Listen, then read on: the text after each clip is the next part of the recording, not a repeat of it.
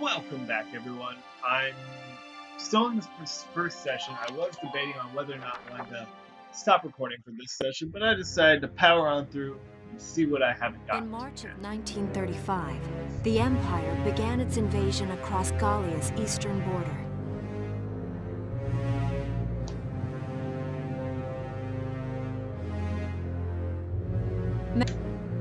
Bruhl's fall in under 2 hours was typical of villages in the So apparently I have to Empire's hit path, the X and the button, road but to the I hit it capital bore a twice, steady flow maybe? of refugees.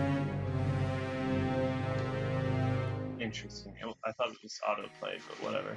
Randgries, Gallia's capital, a town secure and stable since ancient times. Within its walls stood the castle Randgries, and within its unicorn spire resided Cordelia, Gallia's princess.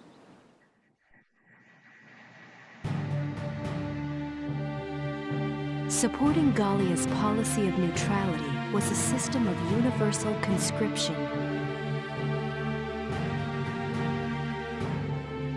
Under it, all schools required military training each year.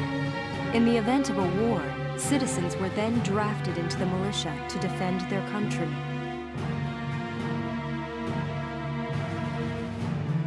As the conflict with the East grew worse, both Welkin and Alicia found themselves no exceptions to that fate. Okay, so we're basically reading this out of a book, and that's why everything looks like it was hand-drawn. Which is great, because I love this art style. It's beautiful.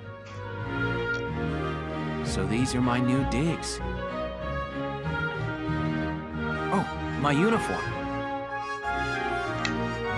I should get changed before reporting in. Better get ready now.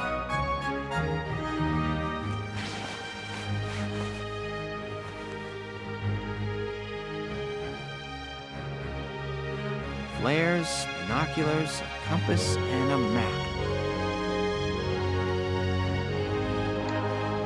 Everything you need for a nice hike. Or combat. Yes, welcome. We're going to be going hiking a lot. Can I come in? Yes, it's only natural.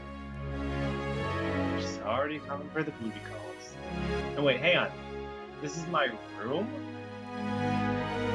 First off, where's the bed? Then again, it couldn't be in the back corner. Second of all, they're giving a private, someone new to the military, or a trainee, for that matter, this big of a room? What kind of military is this? Sure, it's open. Oh, you're already changed too. Let's see. Not bad, not bad. You look good, actually. So, how about me? Do I look all right in this? Convincing? Let's take a look. Yeah, you look fine. You wear it like a pro. Really? You're not just saying that? Of course not. You look tough. I like it. Oh, good. I was worried it looked kind of silly. No way. That plating on the back? It's like a coleopterate exoskeleton. Beetle-tastic. Colio what? And did you just say beetle? Welkin? What kind of girl wants to hear that she looks like a bug? Huh? Not just any bug. It's A rhinoceros not beetle. a King of the bug. insects. Who wouldn't want that? What he's trying to say is that it protects your ass. Uh-huh. I guess I'll just try to take that as a very Welkin sort of compliment. Tell me about that scarf. You've been wearing it since I met you. Oh, this? It's part of my uniform from the bakery. Is that right? I don't want to forget the time I spent busting my buns baking. Ha! Puns. I plan to keep wearing it until I can get back to manning the ovens again. That's great. Once you do, I'll be first in line to get some of that bread. Yeah, Welkin, I bet you want her buns. Is that a promise? Well, I'll be sure to have plenty of it ready and waiting for Absolutely. Hey, if you're ready, we should probably go see the captain now.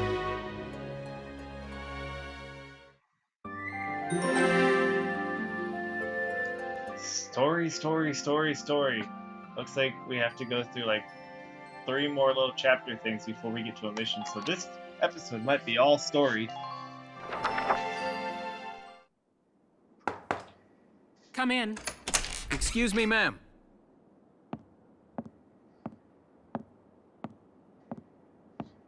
Oh boy, new characters. Galleon Militia enlistee Welkin Gunther, reporting for duty. Ma'am, Galleon Militia Enlistee Alicia Melchiot, also reporting for duty. I'm Captain Eleanor Varrot, commander of this regiment. Gunther, you're promoted to lieutenant. You'll be leader of Squad 7 now. Ma'am. Enlistee Melchiot, you're promoted Right to away? sergeant. Okay. You'll be under the lieutenant's command. Understood? Ma'am. What do you know? It is you. Nice coincidence, huh, Welkin? Valdio?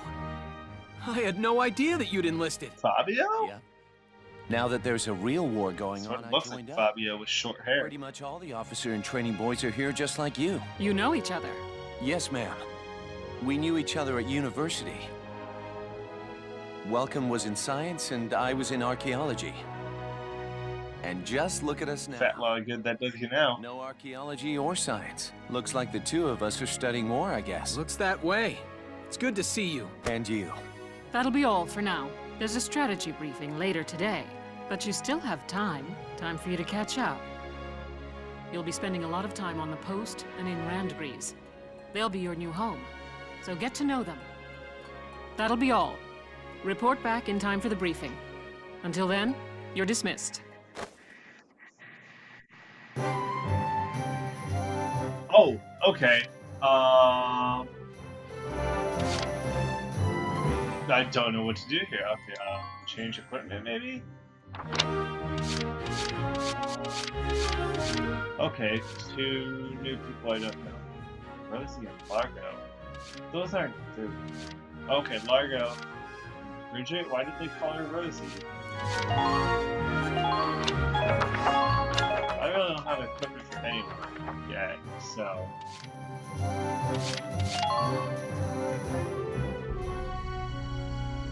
It's good to see you doing the rounds. This is the command room. Use it to structure your squad. You will have access to both drafted and volunteer recruits. Now that I think of it, Squad 7 is still short on soldiers, isn't it? I'll explain how this works. This is the master list. The recruits have all been assigned classes based on their talents. I should probably touch on the 5 classes, just so we're clear. First off, you have the scouts. Just like the name suggests, they'll be your eyes. Their best asset is their mobility. They can go out, collect intel, then make it back safely. That, and a keen eye for enemies. A good scout can spot a man in tall grass from 100 yards. That comes at the price of firepower. Their job is spotting enemies, not taking them out. Next up, the shock trooper. They're the ones to break through enemy lines and clean up. They offer excellent offense and defense. As far as combat goes, they're as good as it gets. While they lack any specialized techniques, they also don't have any obvious shortcomings. Think of them as the least finicky unit in your squad, Lieutenant. After them, we have Lancers, then anti-tank units. They're critical when facing armored targets. Their purpose is pretty self-explanatory. In most cases, they're the only way to stop a tank. Okay, cool. So we actually have soldiers built on taking out tanks. It's not just always going to be tank-tank battle. They're also well shielded from explosives, which conveniently includes tank mortars. Sadly, they're slow and weak to gunfire. Their limited ammo could also be called a drawback. Changing gears, we have the engineers. They handle supplies and perform combat support. They can restock other units' ammunitions, treat the wounded, even repair tanks on site. They can place sandbags for cover, disarm mines, repair towers, you name it. Their actual combat skills are very low. Think of them as combat facility. Lastly, we have the snipers. They can shoot down targets from a considerable distance. You won't find better soldiers for marksmanship and range. They can hit targets I can barely see. Sniping rifles also come with scopes that work to augment a sniper's natural eyesight. Drawbacks include low mobility and defense.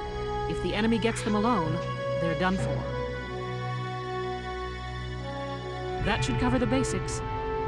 Go ahead and put a squad together now.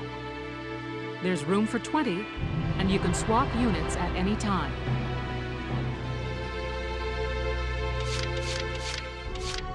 Okay, I just like how that guy looks. Thank you, hello. I'm Ted Ustinov, and I've got some great new material for you.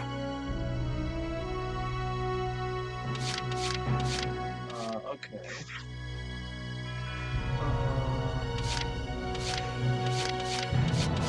Okay, so we've got people who are required to be with us, as well as the people I can recruit. Huh. He's bisexual then. Metal allergy. First guy I recruit, and he's already very interesting. Mike's Melville, Nancy, Sherry.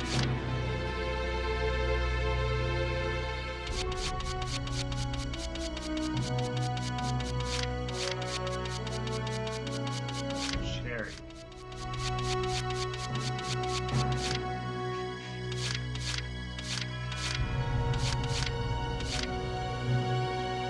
She's a shock trooper.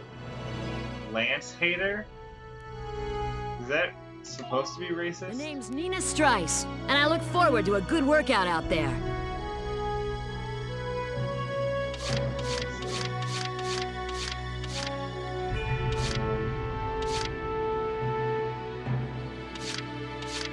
This guy has more HP. My name's Hector Calvi, sir. I'm at your service from today on.